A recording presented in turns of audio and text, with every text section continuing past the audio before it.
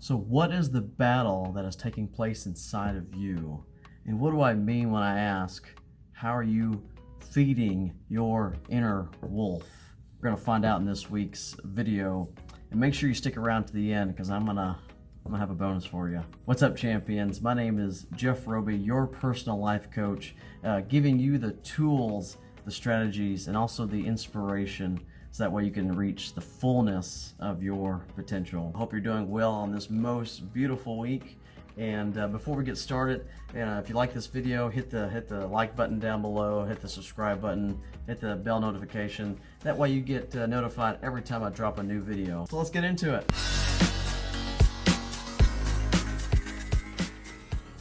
So a Cherokee elder was teaching his younger grandson about life. "A fight is going on inside of me," he said to the boy. "It's a terrible fight, and it's between two wolves. One is evil.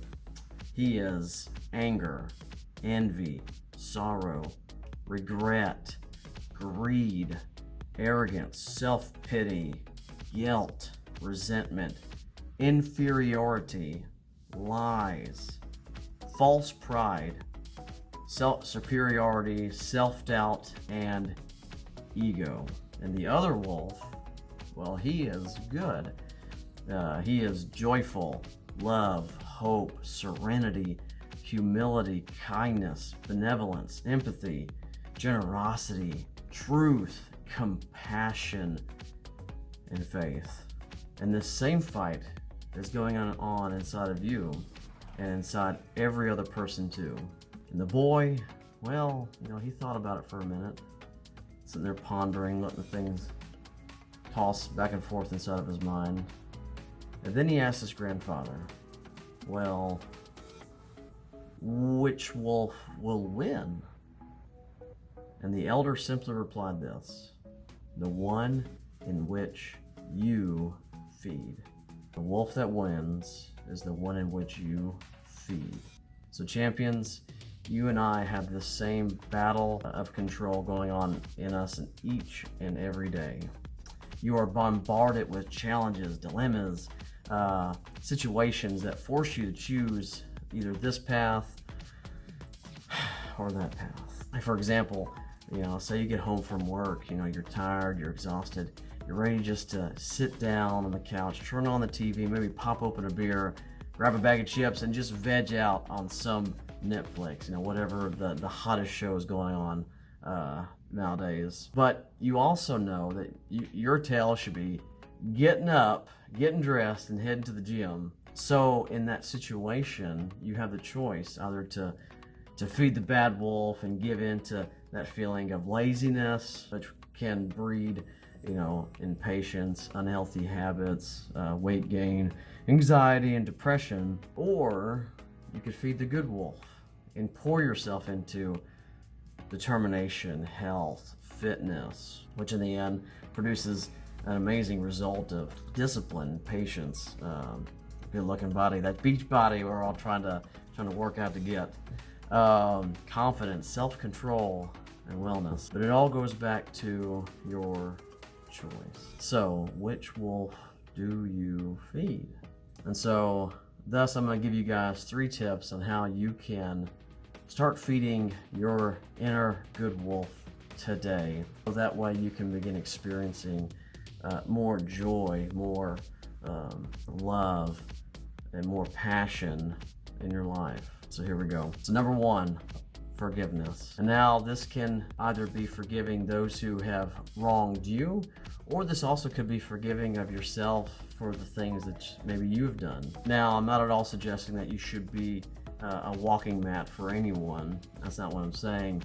But I am saying that the very act of forgiveness itself releases you from those bonds. And it's not just a feel-good type message. Studies have actually found that the very act of forgiveness can reap huge rewards for your health, often lowering the risk of heart attack, improving cardiovascular levels and sleep, and reducing pain, blood pressure, and levels of anxiety.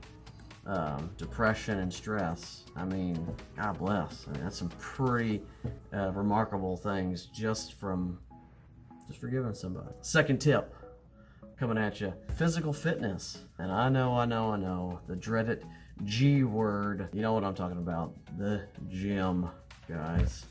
I cannot stress it enough.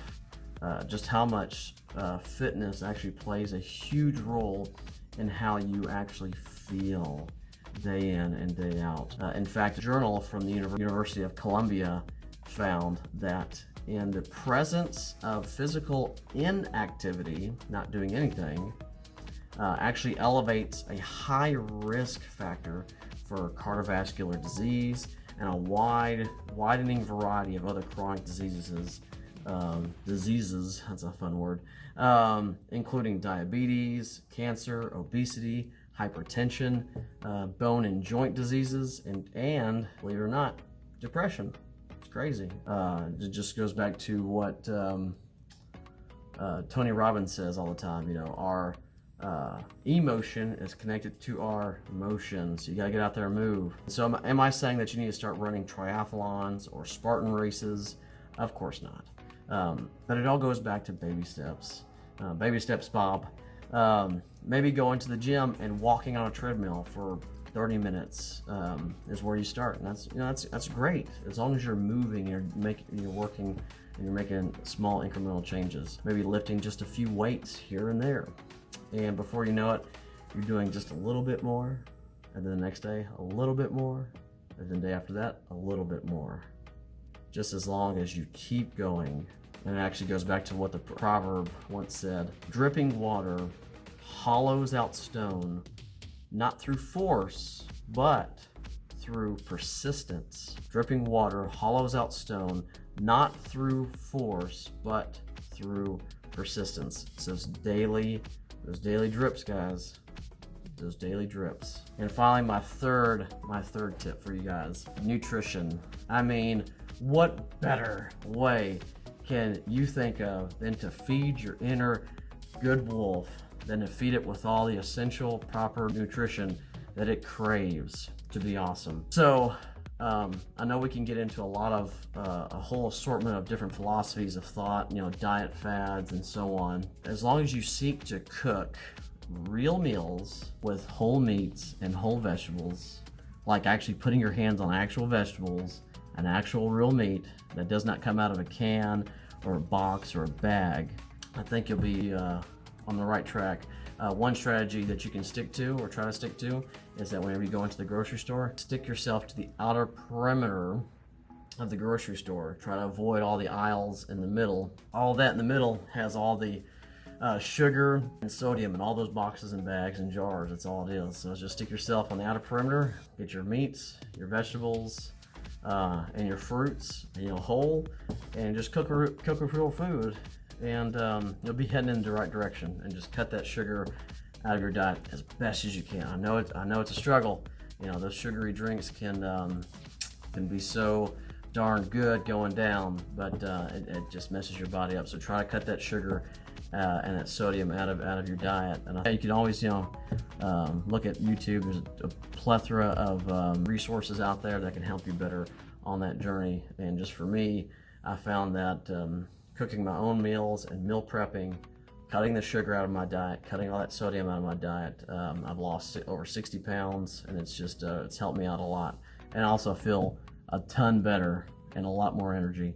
So maybe that's something you can do as well. And if you have any questions or comments or concerns, leave it in the comments below. If I can find any resources to help you guys out, just ask me, and I'll do the best I can to support you. And because, guys, you stuck around to the end of the video, I'm gonna give you a bonus tip. I mean, this is a good one. I do this all the time. Journaling. Now, I'm not sure what your experience or what your stigma that you have towards this tip, but I'm here to tell you that as an avid long-term journalist,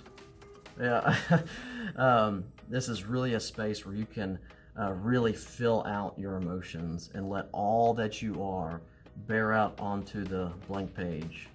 Your feelings, your ideas, your thoughts that you did not even know that were actually there. You'll actually find will come tumbling right out of you onto the page, and you'll even surprise yourself. And in this process, you'll get more acquainted and more in touch with your true self, who you really are. And I just can't wait to hear all the beautiful things that you find in there, because it's going to be awesome. But like always, guys, you're a diamond in the making, champions. Keep being you, keep being awesome, and until next time.